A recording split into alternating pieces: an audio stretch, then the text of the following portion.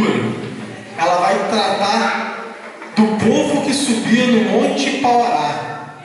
E aqui Isaías vai falar que ele tem a visão que todas as nações de numerosos povos subirão para adorar o Senhor. Vinde todos à casa de Jacó e deixemos-nos guiar pela luz do Senhor.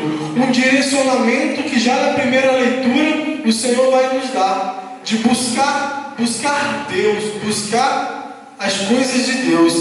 E o Salmo ele vai completar essa primeira leitura, que a alegria quando me disseram, vamos à casa do Senhor. E quando a Samira recitava o Salmo, e eu ia ali meditando nas palavras, eu me lembrava muito de São Dom Bosco, grande Dom Bosco, que como ele envolvia todos aqueles que ali estavam ao seu redor para levar à casa do Pai.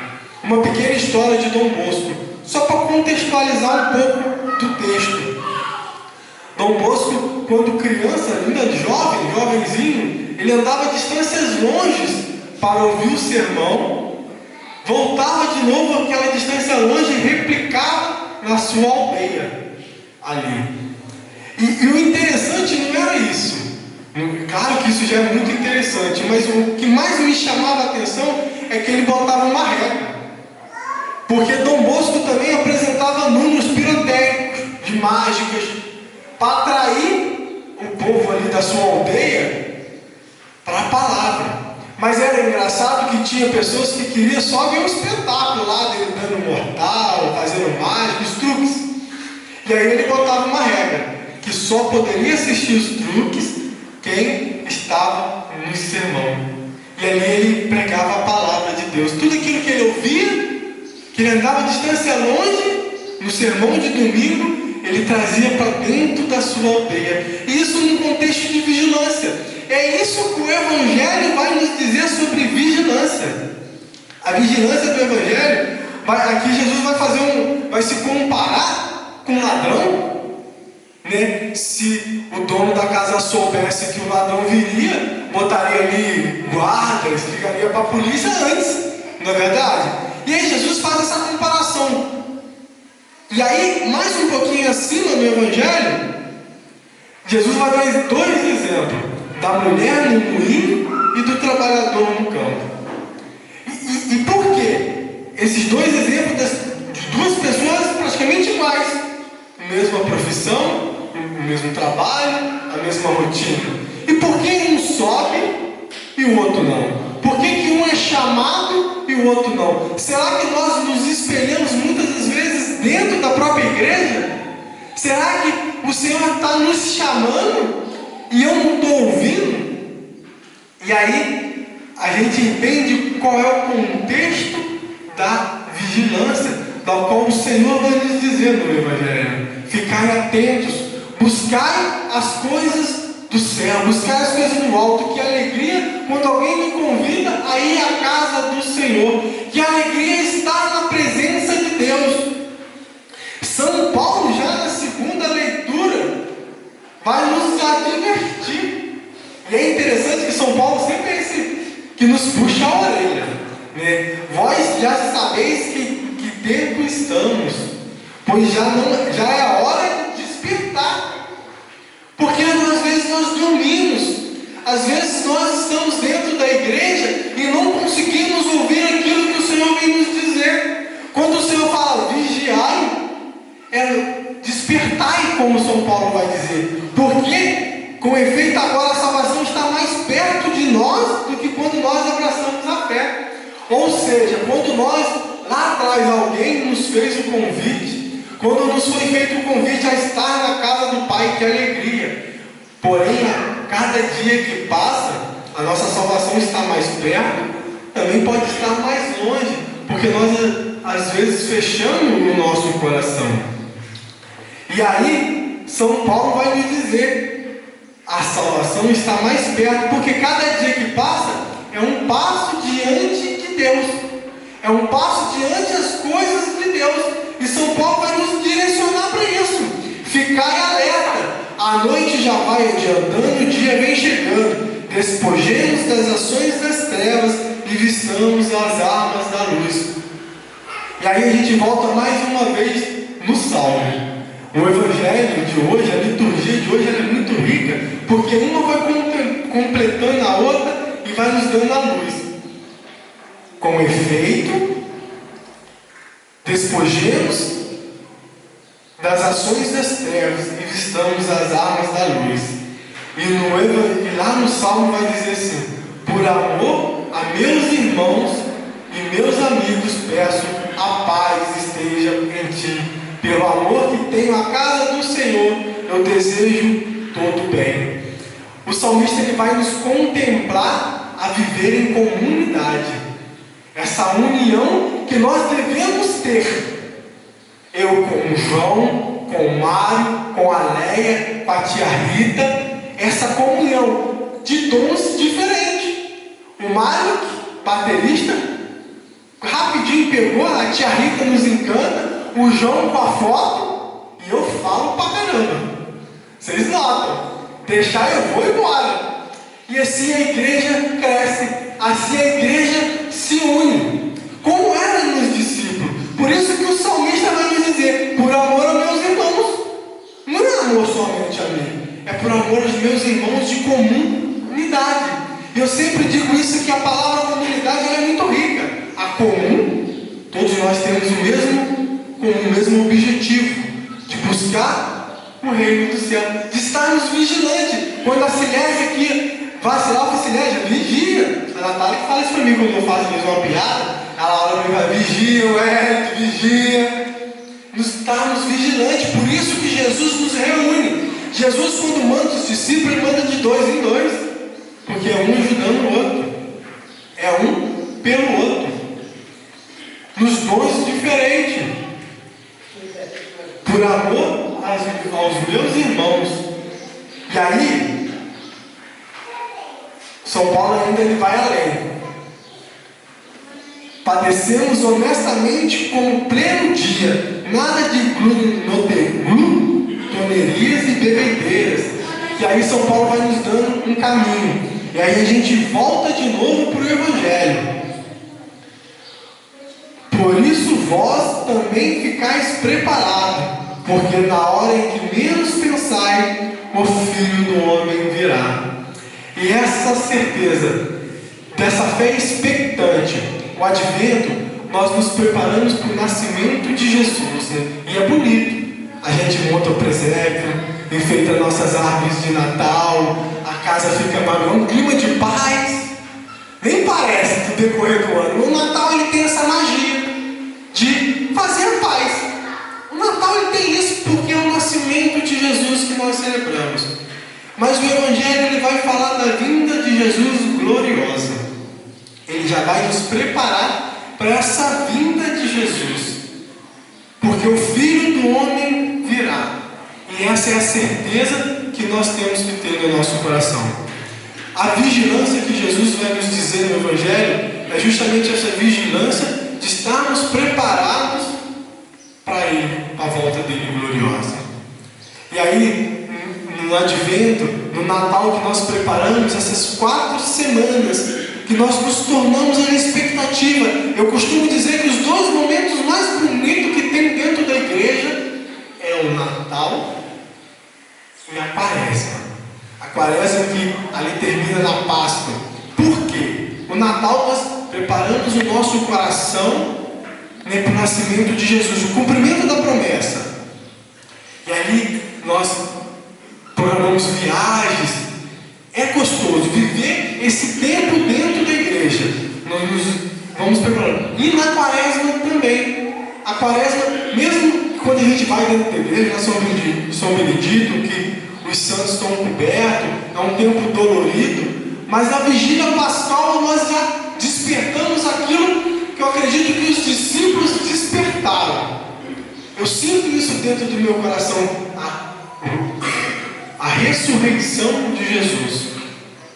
E voltando para o Advento, ao tempo que nós estamos vivendo, eu vou bater um pouco nessa tecla que é o nascimento de Jesus. Jesus nasce mais uma vez dentro da igreja. que nós possamos trazer esse nascimento de Jesus para dentro do nosso coração. Tem uma canção até um pouco antiga, da Renovação, que vai dizer que a boca fala aquilo que o coração está cheio. Eu falei antiga, a Léa falou que conhece. Eu não disse nada, a Léa falou que conhece a música, eu falei que é antiga. Quer dizer que eu sei. Não quer dizer que seja isso. Até porque eu também conheço, né? Senão eu estou jogando contra mim. Mas é essa a realidade. E por isso que eu bato sempre nessa tecla do nosso coração. Por que o nosso coração está cheio? Nós devemos sim buscar a ação e a efusão do Espírito Santo na nossa vida, para que Jesus Cristo verdadeiramente nasça no nosso coração. E a gente vai ver no decorrer dessas semanas que Jesus vai, São José e a Virgem Maria vai bater as portas, e as portas não vão se abrir para que Jesus nasça. Não é isso que a gente aprende? E é com o nosso coração como está nesta manhã de domingo. Está com as portas abertas para que Jesus possa realmente nascer e fazer morada? Ou estar fechado? Ou não estar vigilante? Ou não estar preparado? Porque se não estiver preparado, nós possamos resolver isso fácil.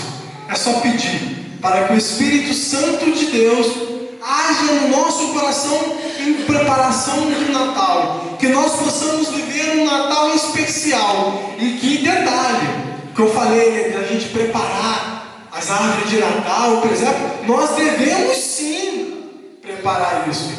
Eu lembro que quando eu comecei a caminhar, eu não gostava muito, isso passava despercebido, até que um dia eu ouvi a seguinte frase: o mundo todo sabe o que você pensa. Por que não saber que você é um cristão? Que você professa a sua fé católica? Que você acredita que Jesus nasceu e nasce nas nossas casas? A montagem do presépio é como se a gente estivesse abrindo as portas para que São José e a Virgem Maria entrassem e nós possamos receber Jesus. E às vezes parece que é um detalhe muito simbólico, né? E a gente deixa isso passar despercebido. Conforme a juventude vai crescendo, principalmente eu falo isso porque, enquanto jovem, muitas das vezes eu pensei: isso não tem importância, é só um simbolismo. E aí a gente recorda dos nossos avós que tinham uma identificação muito grande com isso, e a gente vai recebendo de volta. E é importante a gente fazer isso, não só um ato simbólico, mas um instrumento de fé. Como se a gente olhasse para Jesus, para São José e a Virgem Maria e falasse assim: eu recebo vocês na minha casa. Quando nós recebemos a novena de Natal, quando nós participamos das novenas de Pentecostes, todos esses atos que a igreja nos fornece. Quando São Paulo vai dizer isso na segunda leitura, nos revestir das coisas, das armas da luz, é justamente disso, nos revestir daquilo que a igreja nos fornece. Não é errado, não é simbologia, não é nos fortificar. Porque quanto mais eu me abasteço de Deus, quanto mais o meu coração está cheio de Deus, mais a minha boca transmite, mais eu consigo perdoar, mais eu consigo amar, mais, porque eu estou cheio de Deus. E o pecado, a falta do perdão, a falta disso tudo nos afasta de Deus.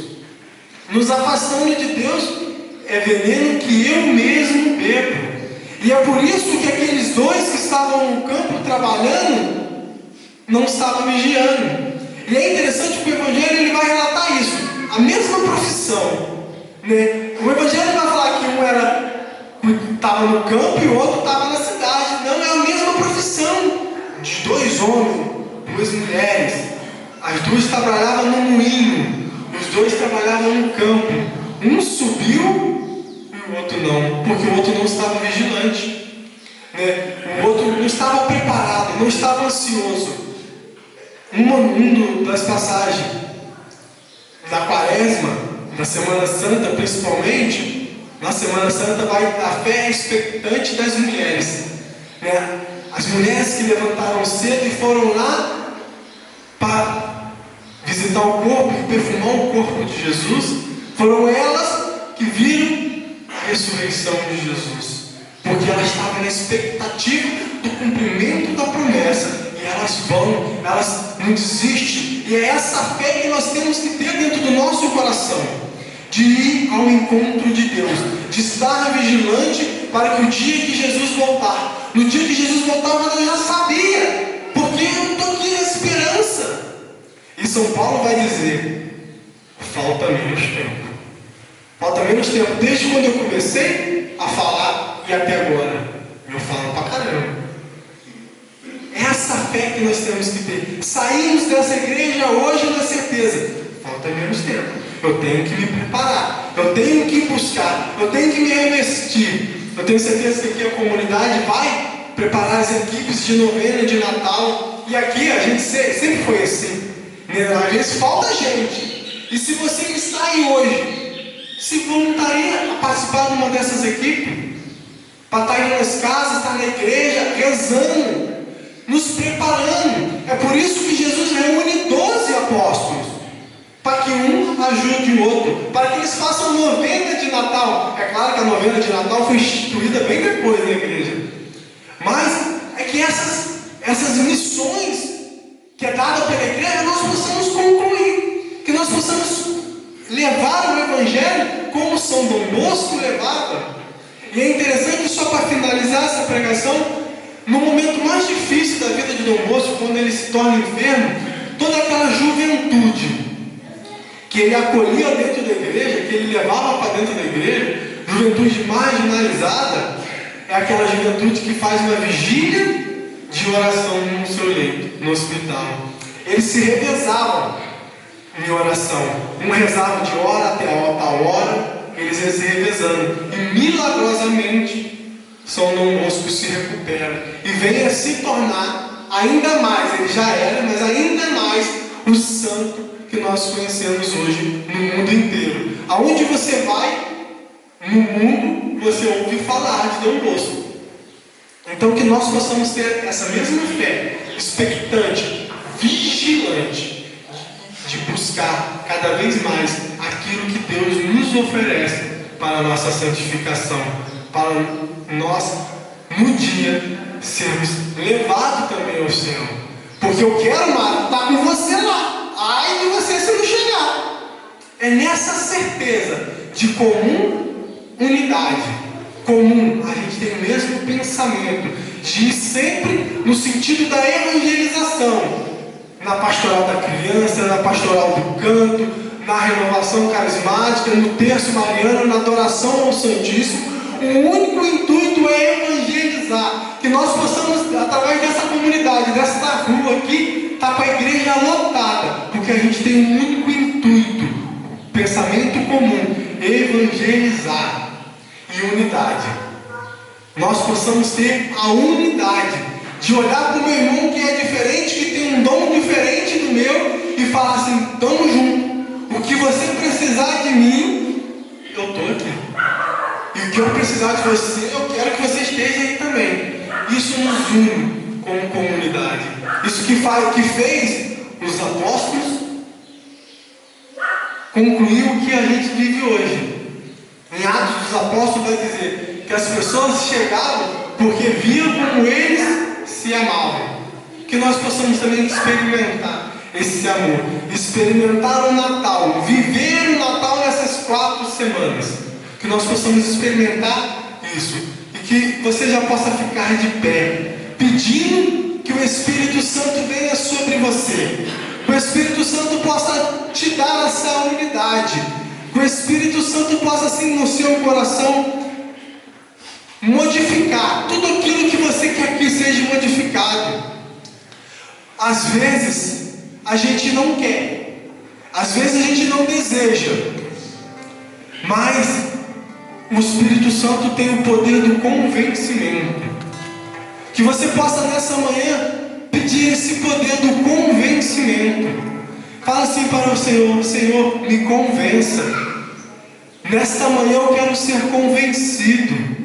Eu desejo ser uma pessoa melhor. Eu desejo ser um ser humano melhor. E eu desejo ser cheio do Espírito Santo. Repita comigo assim: Senhor, nesta manhã, eu desejo ser convencido através da ação do Espírito Santo. Espírito Santo, ó doce Paráclito, que vieste em Pentecoste, venha sobre mim, me transforme, me faça novo, me faça cheio do Espírito Santo. Eu desejo transbordar, Senhor, do Teu Espírito Santo.